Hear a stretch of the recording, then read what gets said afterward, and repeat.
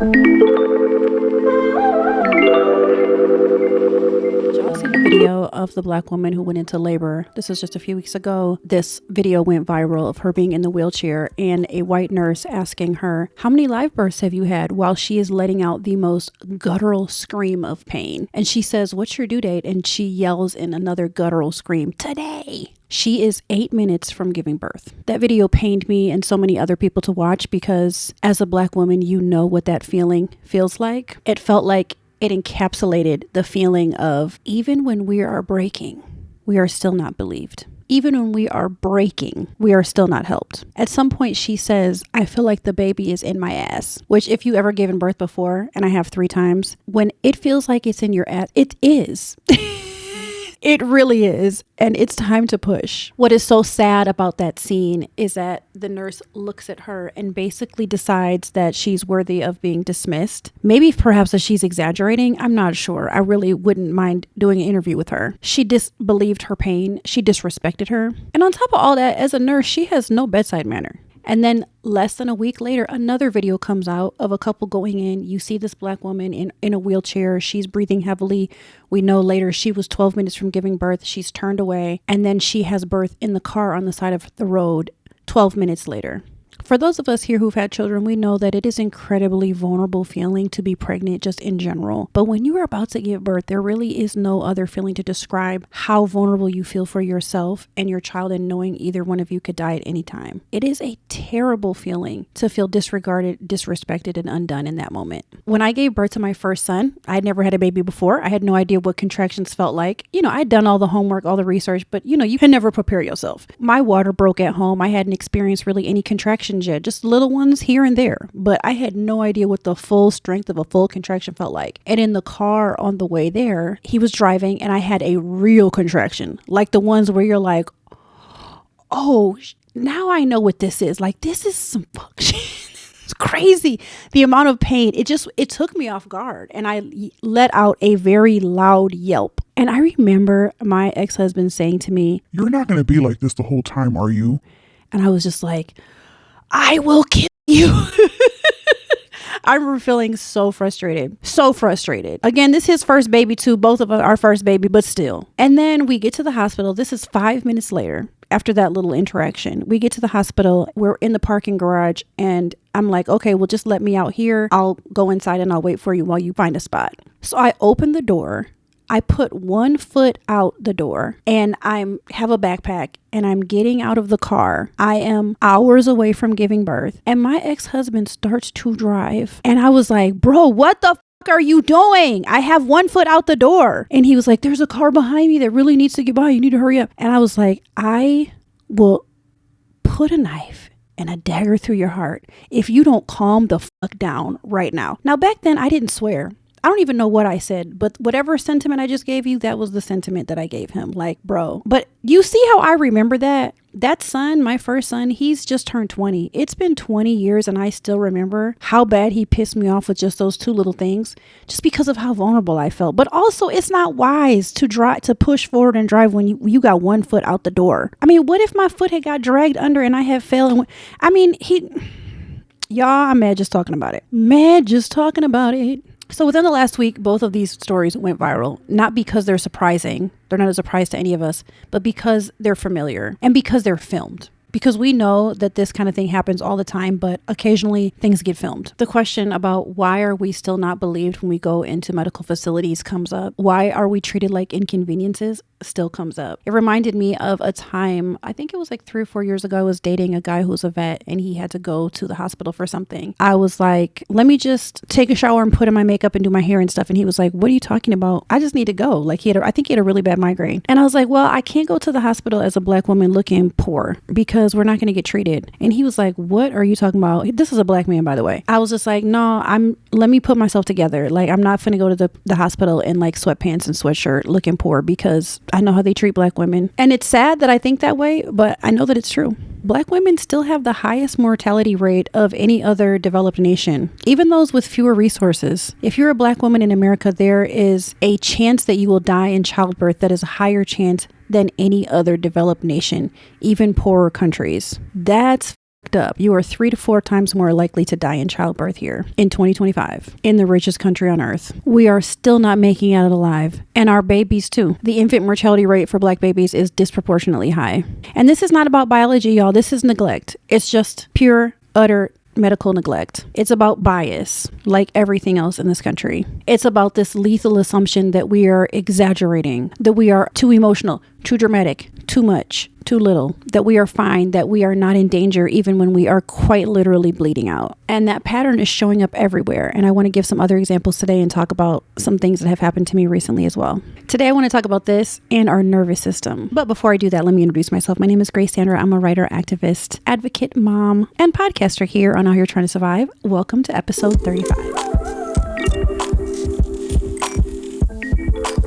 I want to talk a minute about what it means to live in a body that is constantly ignored, not believed, manipulated, and second guessed. And I want to talk about what that does to the nervous system, because we all know how important it is for our nervous system to be aligned, to be calm, to be at peace, to be at rest. For most Black women, not all of us, but for most of us, we are living in a constant state of hypervigilance. Living in hypervigilance, that's not your personality. You were not born with hypervigilance. This happened as a result of conditioning of years and years of being in an invisible or too visible body. It's how we've learned to survive. We get called dramatic. Hyper-awareness is not dramatic. It is our history of having to be hyper-aware. The same way women have to be hyper-aware of men and what men are around us at all times, even in our home, in our family. Black women have had to be hyper aware of both men and white people at all times, even at home, even within our family, for hundreds of years. The type of tension that it builds up in us, in our chest, in our shoulders, in our jaw, that's not just stress. It is the residual effect of being unprotected for most of your life. That's why I truly believe, I know not everyone agrees with me, that most Black Americans have complex PTSD, which is when you've experienced many traumas over the course of many, many years as opposed to one big trauma. Black women's ancestors weren't believed.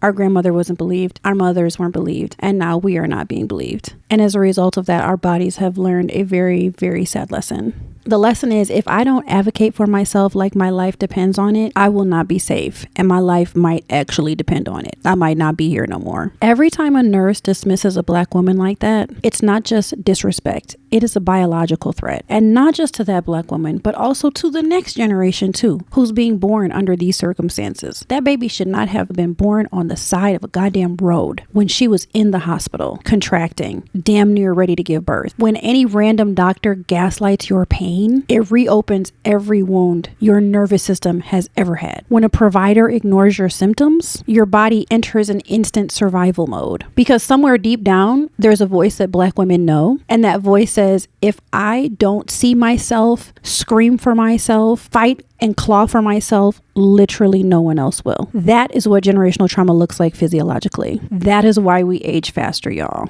That's why we die sooner. This is why childbirth, something that should be so sacred and beautiful and life-giving, has become a battlefield for so many Black American women, and that's completely up. So the other day I put up a YouTube short about how I was graduating from my master's degree, which I am graduating on December 15th. So very shortly soon. And I put up some graduation photos that my son took for me. He did such a great job. And y'all, why did this white man come on the post and he said, that make you look stupid? Not even that makes you look stupid. That make you look stupid.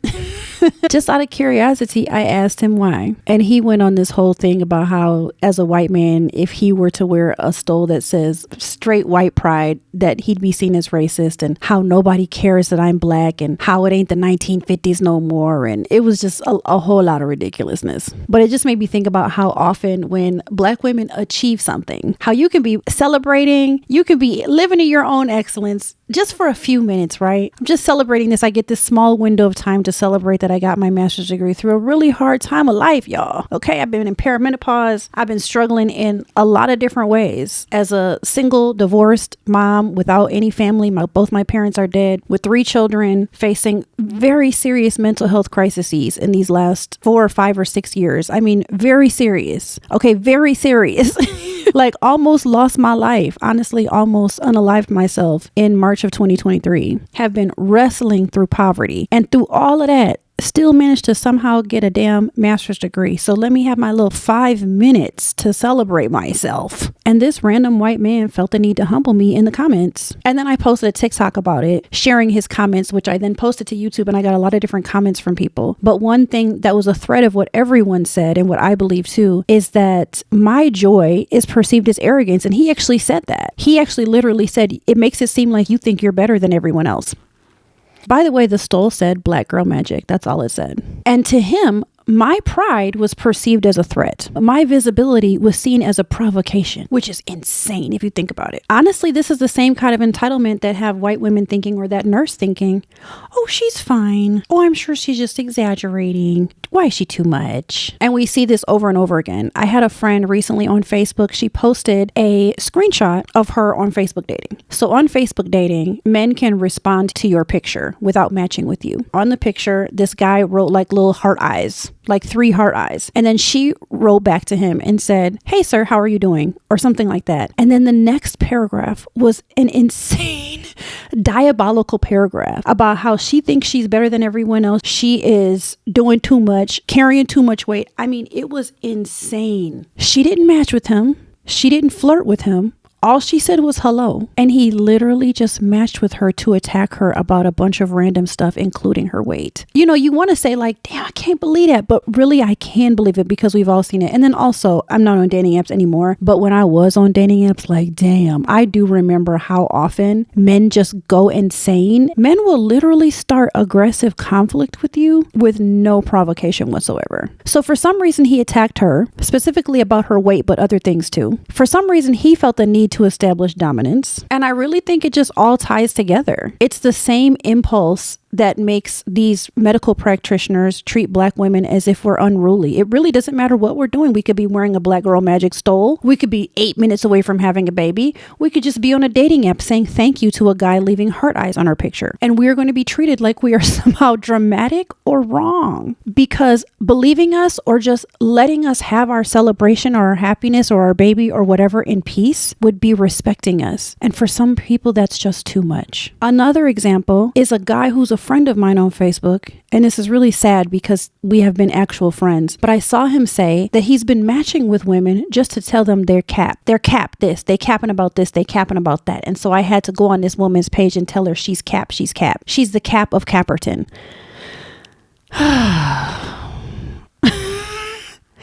Basically, he was doing what this other woman said that a guy did to her. He was just matching with women to tell them that they're lying. I was going to say something back to him, but I just decided to leave it alone. It made me respect him so much less because he's a man on Facebook I've been friends with and I previously respected. The pathology of entitlement towards black women just minding a black business, and the men that seek us out just to put us in our place. I'm tired. And what place is that exactly? The place where we're small, the place where we're quiet, the place where we have no accomplishments, the place where we're not sexual, the place where we're not educated, the place where we quietly give birth without bothering you or your schedule, the place where we're just grateful, the place where we are always non-confrontational, the place where we are easily dismissed. Again, same story, different arena, different Hunger Games. And in the political arena, we have Marjorie Taylor Greene and the fact that she is resigning from Congress, I guess, on January 5th. Marjorie Taylor Greene, let's just call her Marge. That's all I gotta say, her whole ass long name. She has created so much drama over I don't even know how many years. Now she has been against the president for 1 month. Just 1 month. And she compared herself to an abusive wife. When she said that she was resigning, she said, I no longer want to be an abusive wife to the president's antics, and that she feels afraid for her life. And so she resigns. Now look, y'all, I know that the Orange Demon is evil AF. I wouldn't put it past him if he faked the whole ear shooting thing and let the guy behind him die just so he could win the election. I wouldn't put it past him if he organized and arranged for the unaliving of Mr. Kirk. Okay, I would not be surprised at any number of evil things knowing this man has raped several young girls. I wouldn't be surprised at any point if he really did put a hit out on Marge. Okay, I wouldn't at all. But all I'm saying is, oh, to be a white woman and only have to experience 1 month of really feeling truly scared for your life because of the situations you've gotten yourself in. Because I'm just like, girl, you could never be black. Like never. Never. So anyway, Jasmine Crockett, I saw a little clip of her on the news doing an interview, and she just said like, wow, like I have been receiving death threats and experiencing everything you've been experiencing for years. And the fact that you cannot even take it for 1 month is crazy. The difference is for someone like Marge and white women in general, mistreatment is outrageous. Just grab your pearls. Outrageous.